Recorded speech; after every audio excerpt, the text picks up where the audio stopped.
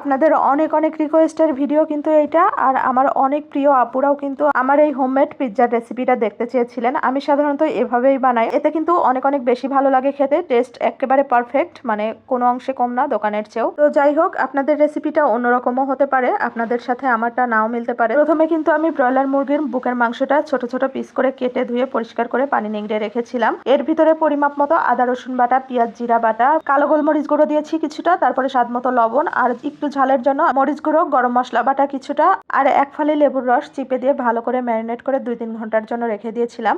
আপনারা চাইলে কিন্তু সাথে সাথে রান্না করতে পারেন। আমার যেহেতু রান্না করার সময় ছিল না, বাচ্চাদের নিয়ে স্কুলে যেতে হতো, এর ফলে কিন্তু স্বাদটাও অনেক বেশি বেড়ে গিয়েছিল। ম্যারিনেট করে যে কোনো মাংস রাখলে কিন্তু স্বাদটা দ্বিগুণ হয়ে যায়। তারপরে কিন্তু তেলের ভিতরে আমি মাংসটা শুধু ঢেলে দিয়ে ভালো করে কষিয়ে নিচ্ছিলাম। আর মাংস থেকে যতটুকু পানি উঠেছে ওটা দিয়েই রান্না কমপ্লিট হয়ে গেছে। শুধুমাত্র নামানোর আগে কিছুটা টমেটো সস দিয়েছি, দিয়ে নেড়েচেড়ে ভালো করে মিশিয়ে নামিয়ে নিয়েছি। অন্যদিক থেকে আমি পিৎজার ডোটা রেডি করে নিচ্ছি। এর জন্য 1.5 কাপ ময়দা নিয়েছি, তার ভিতরে 1 চা চামচ ইস্ট দিয়েছি, আর 2 চা চামচ চিনি দিয়েছি একটু স্বাদ ব্যালেন্স করার জন্য। দিয়ে ভালো করে শুকনো উপকরণগুলো মিশিয়ে নিচ্ছি। তারপরে কিন্তু আমি হালকা কুসুম গরম পানি এর ভিতরে দিয়ে ভালো করে কিন্তু ছেনে ছেনে ডো বানিয়ে নিব। আর এটাতে কিন্তু পানির পরিমাণ একটু বেশিও লাগতে পারে, আবার কমও লাগতে পারে। আর পিৎজার ডো সবসময় একটু নরম টাইপের হলে বেশি ভালো হয়। আর এরকম অবস্থায় কিন্তু আমি একটু সয়াবিন তেল দিয়ে দিলাম, মোটামুটি 1 টেবিল চামচের মতো, দিয়ে ভালো করে মাখিয়ে নেওয়ার পরে রেস্টে রেখে দিয়েছিলাম। আর আমি তেমন একটা সময় রেস্টে রাখতে পারিনি, কারণ তাড়াহুড়ো ছিল ওই সময়। তো আপনারা চাইলে কিন্তু 2-3 ঘন্টা, 4 ঘন্টা, 5 ঘন্টা, যার যেমন হাতে সময় আছে ওইভাবে কিন্তু রেস্টে রেখে দিতে পারেন। আর অথেন্টিক পিৎজার ডোটা কিন্তু 24 ঘন্টা রেস্টে রেখে দেয় মাখিয়ে, তারপরে কিন্তু আবার এরকম ছেনে মথে নেওয়ার পরে আবার কয়েক ঘন্টা রেস্টে রেখে দেয়, তারপরে কিন্তু পিৎজার ডোটা পারফেক্টভাবে রেডি হয়ে যায়। তো যাই হোক, আমার হাতে সময় ছিল না, আমি ডোটা রেডি করে উষ্ণ গরম জায়গায় ঢেকে রেখেছিলাম। আর এটা কিন্তু উষ্ণ গরম জায়গায় রাখতে হবে, তাহলে কিন্তু ইস্ট তাড়াতাড়ি অ্যাক্টিভ হয়ে যায়। একটা ট্রেতে আগে থেকেই আমি তেল ব্রাশ করে রেখেছিলাম, সেখানে কিন্তু এই ময়দার ডোটা দিয়ে হাত দিয়ে এভাবে স্প্রেড করে করে ছড়িয়ে দিচ্ছি। আর এই কাজটা কিন্তু শেফরা অন্যভাবে করে, আমি যেহেতু প্রফেশনাল না এই কারণে কিন্তু তেমন ভাবে পারিনি, আমি এভাবেই করে নিচ্ছি।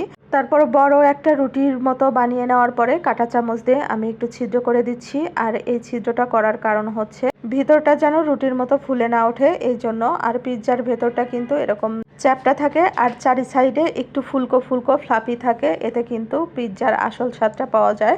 আর চারি সাইডের এটা কিন্তু পুরে লাল লাল হয়ে যায়, খেতে অনেক বেশি ভালো লাগে। তারপরে এখানে রুটির ওপর দিয়ে টমেটো ক্যাচাপ ছড়িয়ে দিয়েছি ভালো করে। তারপরে মুরগির মাংস রান্না করে রেখেছিলাম সেগুলোই একটু বেশি করে ছড়িয়ে দিচ্ছি, যেহেতু বাসায় বানাচ্ছি এই কারণে সবকিছু একটু বেশি বেশি দিচ্ছি। তারপরে ক্যাপসিকাম লম্বা লম্বি ভাবে কেটে রেখেছিলাম, সেগুলো এভাবে সাজিয়ে দিলাম। আর একটা নাগামরিচ ছিল, মানে বোম্বাই মরিচ, তার 2-3 ফালি চিকন করে কেটে দিয়ে দিচ্ছি। এটা অপশনাল, আপনারা চাইলে দিতেও পারেন, নাও দিতে পারেন। আমার কাছে একটু মন চাচ্ছিল এই কারণে দিয়ে দিয়েছি।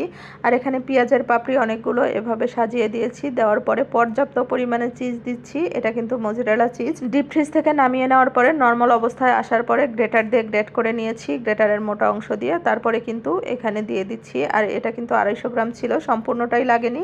একটা পিৎজাতে অর্ধেকের একটু বেশি পরিমাণে লেগেছে, আর অল্প একটু বেঁচে ছিল, সেটা রেখে দিয়েছি, অন্য কোনো কাজে লাগানো যাবে। তো সাজানোর পরে কিন্তু ভালোই লাগছিল, বেশ লোভনীয়।